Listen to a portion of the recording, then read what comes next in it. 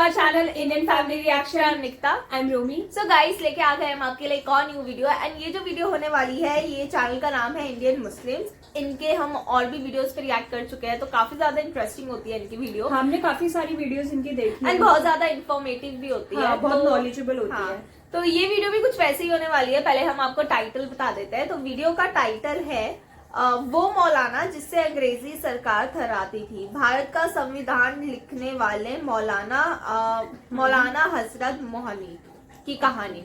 So guys सच बताए तो हमने इनका नाम नहीं सुना है एंड ये जो है मुझे लग रहा है इंडिपेंडेंस के टाइम का कुछ ये स्टोरी होने वाली है और बहुत इंफॉर्मेटिव और नॉलेजेबल होने वाली है। एंड मतलब हमने पता तो है हमें कौन कौन से रहे हैं जिन्होंने इंडिपेंडेंस के लिए मतलब लड़ाई की है मतलब और बहुत ज्यादा रोल रहा है उन्हें उन लोगों का। बट ये जो नाम है हमने नहीं सुना है तो मतलब फर्स्ट टाइम हम सुनेंगे और देखते हैं इनका कितना रोल और मतलब क्या इन्होंने ऐसा किया था जिसके लिए इन्हें आज भी याद किया जाता है। तो ये तो वीडियो देख के पता चलेगा। सो बिना किसी देर के हम वीडियो को स्टार्ट करते हैं। तो अगर आपको पसंद आए तो लाइक शेयर कमेंट जरूर करना, चैनल को सब्सक्राइब करना बिल्कुल मत भूलना। तो गाइस बिना किसी देर के लेट्स स्टार्ट द वीडियो।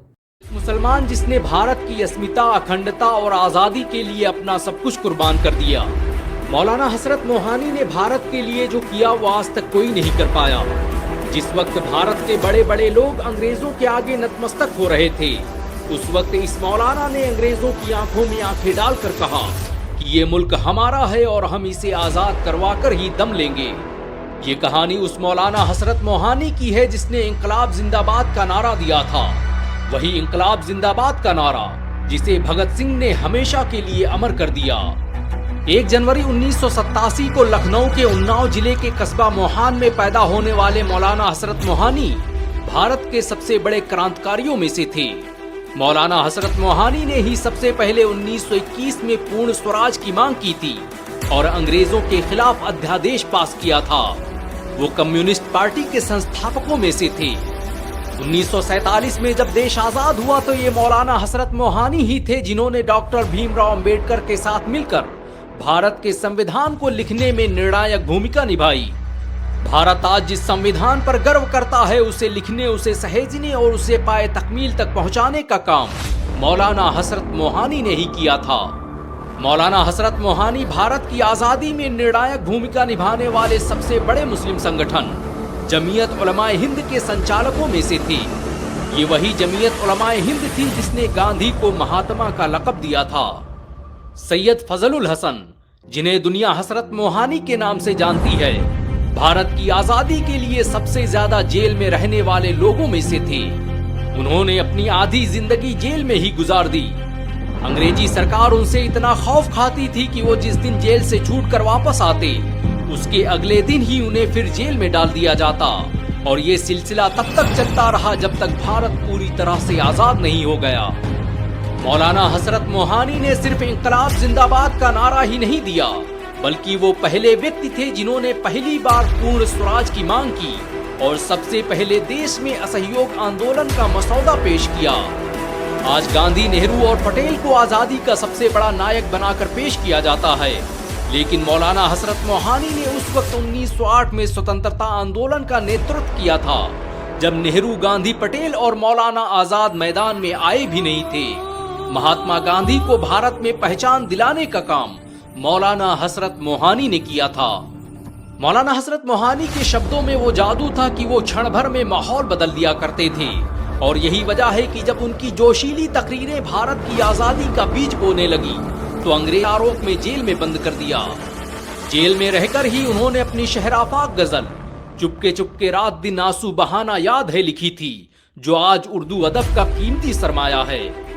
जिस दौर में बाबा साहेब डॉक्टर भीमराव अंबेडकर को तालाबों से पानी पीने पर अछूत कहकर मारा पीटा जाता था उस दौर में मौलाना हसरत मोहानी उन्हें अपने घर पर दावतों में बुलाते और उनके साथ एक ही मेज पर बैठकर खाना खाते थे। मौलाना हसरत मोहानी के बारे में कभी अंबेडकर ने कहा था कि वही एकमात्र ऐसे नेता हैं जो बराबरी का ढोंग करने के बजाय उसे अपने अमल में लाते हैं। डॉक्टर भीमराव अंबेडकर के साथ सबसे ज्यादा फोटो अगर किसी मुस्लिम नेता की हैं तो वो है मौलाना हसरत मोहानी की।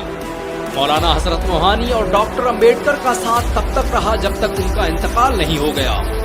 1946 में जब संविधान सभा का गठन हुआ तो मौलाना हसरत मोहानी को उसका सदस्य बनाया गया।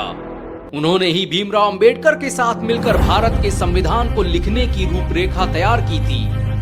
मौलाना हसरत मोहानी भारत की धरती पर अंग्रेजों के वजूद को एक दिन भी बर्दाश्त नहीं करना चाहते थे और यही वजह है कि उन्होंने 1921 में ही मुकम्मल आजादी यानी पूर्ण स्वराज की मांग कर दी थी, लेकिन गांधी के विरोध के कारण इस प्रस्ताव को पास नहीं किया जा सका।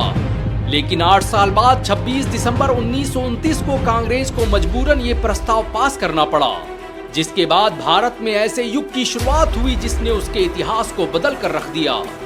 कांग्रेस और गांधी अगर मौलाना हसरत मोहानी के उसूलों पर चलते तो भारत 20 साल पहले ही आजाद हो जाता। जब गांधी ने कहा था कि हम बिना खड़क बिना ढाल के चरखा काट कर भारत को आजादी दिलाएंगे, तब मौलाना हसरत मोहानी ने कहा कि गांधी की तरह बैठ के क्यों काटेंगे चरखा, लेनिन की तरह देंगे ना दुनिया को हिला हम। अपने शायराना अंदाज और जोशीली तकरीरों से मौलाना हसरत मोहानी ने अंग्रेजी सरकार की जड़ें हिला दी थी। उन्होंने 1903 में अलीगढ़ मुस्लिम यूनिवर्सिटी में पढ़ाई के दौरान उर्दू-ए-मुअल्ला नाम की एक मैगजीन निकाली और हुकूमत बरतानिया की ऐसी धज्जियां बिखेरी कि अंग्रेजों ने उनके प्रेस और इस मैगजीन को पूरी तरह से बैन कर दिया और उन्हें जेल में डाल दिया। अंग्रेजों को डर था कि कहीं हसरत मोहानी के क्रांतिकारी विचार भारत में आजादी का बिगुल न फूंक दें। मौलाना हसरत मोहानी को 1907 में जब जेल भेजा गया तो अंग्रेजी सरकार उनसे जेल में हर दिन 1 मन गेहूं पिसवाती थी। इसी के बारे में उन्होंने लिखा था, है मश्क सुखनजारी चक्की की मशक्कत भी, एक तुरफा तमाशा है हसरत की तबीयत भी।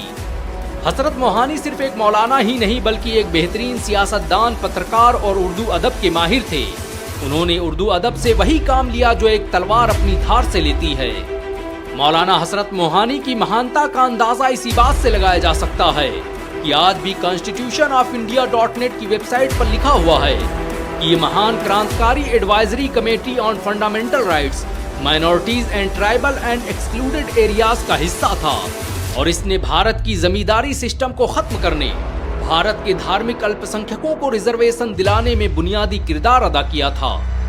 मौलाना हसरत मोहानी ने कभी अंग्रेजों से कहा था कि वो भारत के, और उन्होंने अपने उस वादे को पूरा किया। वो पैदा तो गुलाम भारत में हुए, लेकिन उनकी मौत एक आजाद भारत में हुई। आजादी के बाद मौलाना हसरत मोहानी ने सियासत और राजपाट को अलविदा कह दिया और 13 मई 1951 को हमेशा के लिए एक नए सफर पर निकल गए। मौलाना हसरत मोहानी पूरी जिंदगी भारत के बंटवारे का विरोध करते रहे। जिन्ना ने जब उन्हें पाकिस्तान आने की दावत दी तो उन्होंने कहा कि ये हिंदुस्तान की धरती ही मेरा वतन है और मैं इसी में मरना पसंद करूंगा। अफसोस की बात है कि वो मौलाना हसरत मोहानी जिसने भारत की आजादी और उसकी अस्मिता अखंडता के लिए अपना सब कुछ कुर्बान कर दिया, उसे उसके अपनों ने ही भुला दिया। अगर दूसरी कौमों के पास मौलाना हसरत मोहानी जैसा नायक होता तो वो उसे आज गांधी के बराबर खड़ा कर चुके होते। मुसलमानों को याद रखना चाहिए कि जो कौमें अपना इतिहास भूल जाती हैं, उन्हें सफ़े हस्ती से मिटा दिया जाता है। अगर तुम हसरत मोहानी को भूल गए तो कल जब कोई पूछेगा कि तुमने भारत की आजादी के लिए क्या किया तो तुम्हारी औलादें उनका नाम भी नहीं बता पाएंगी। आइए हम सब मिलकर आजादी के इस महान नायक को फिर से जिंदा करते हैं। इस वीडियो को ज्यादा से ज्यादा शेयर करें ताकि लोगों को भारत की आजादी में मुसलमानों के योगदान के बारे में पता चल सके। अगर एक मुसलमान होने के नाते आपको गर्व महसूस हुआ हो तो इस वीडियो को लाइक और शेयर जरूर करें। ऐसी और वीडियो को देखने के लिए हमारे चैनल को सब्सक्राइब करें, बेल आइकन जरूर दबाएं। सो गाइस हमने पूरी वीडियो देख ली है, मतलब हमें काफी नॉलेज मिली है ये वीडियो देख के, क्योंकि हमें इसके बारे में कुछ भी आइडिया नहीं था। एंड सच बताए तो हमें भी मतलब बहुत बुरा लगा कि हम मतलब इनके बारे में कुछ ज्यादा नहीं पता, ज्यादा क्या हमें नाम ही नहीं पता था, क्योंकि हमें ज्यादातर जो है पता है नाम जो जिन्होंने मतलब इंडिपेंडेंस के लिए जिन्होंने बहुत लड़ाई किया या इंडिपेंडेंस के बाद जिनका क्या क्या रोल था संविधान। बट अभी हमें जब हमने इनकी कहानी देखी तो हमें लगा कि इनका भी काफी बड़ा मतलब एक मतलब शायद उनकी जो लाइफ थी वो इसी में निकल गई, अंग्रेजों से आजादी दिलाने में ही। एंड प्लस जैसे इन्होंने बताया कि मतलब कैसे वो अंबेडकर के भी इतने क्लोज थे एंड कैसे मतलब उन्होंने बहुत सारी चीजों जैसे कॉन्स्टिट्यूशन में जब वो लिखा उन्होंने काफी बड़ा उनका रोल है, कैसे उन्होंने लिखा है बहुत सारी चीजें, माइनॉरिटीज के लिए भी इन्होंने रिजर्वेशन के लिए बहुत मतलब काम किया, बहुत इनका बड़ा योगदान है। बट हमें इनके बारे में ज्यादा बताया नहीं गया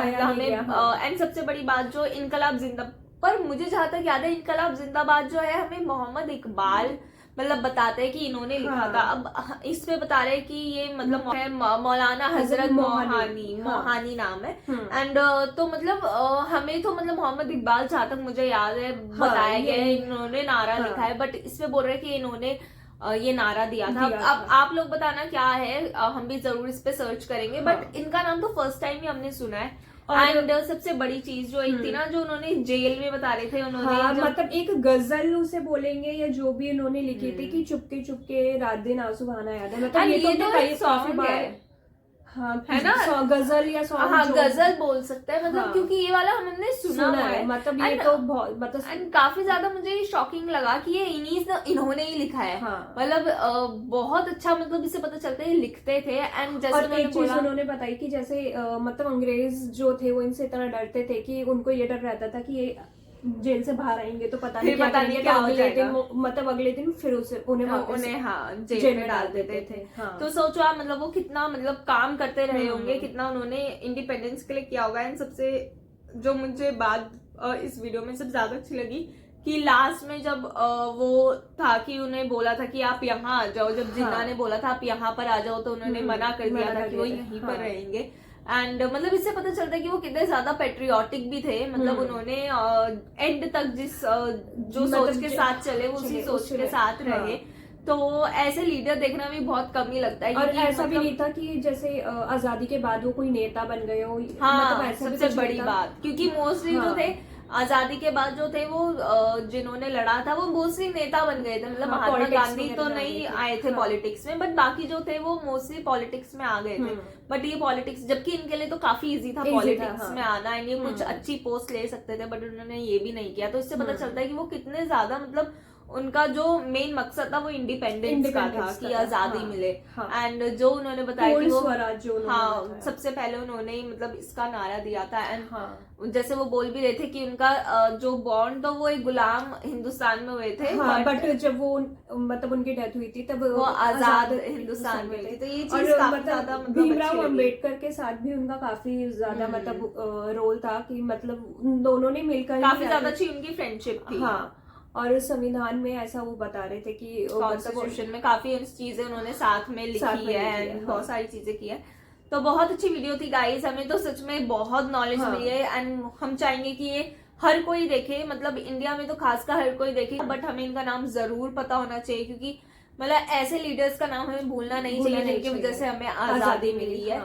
तो ये वीडियो काफी ज्यादा अच्छी थी। आप लोग बताना कैसी लगी, अगर पसंद आई हो तो लाइक शेयर कमेंट जरूर करना, चैनल को सब्सक्राइब करना बिल्कुल मत भूलना। मिलेंगे अपने नेक्स्ट वीडियो में, तब तक के लिए बाय।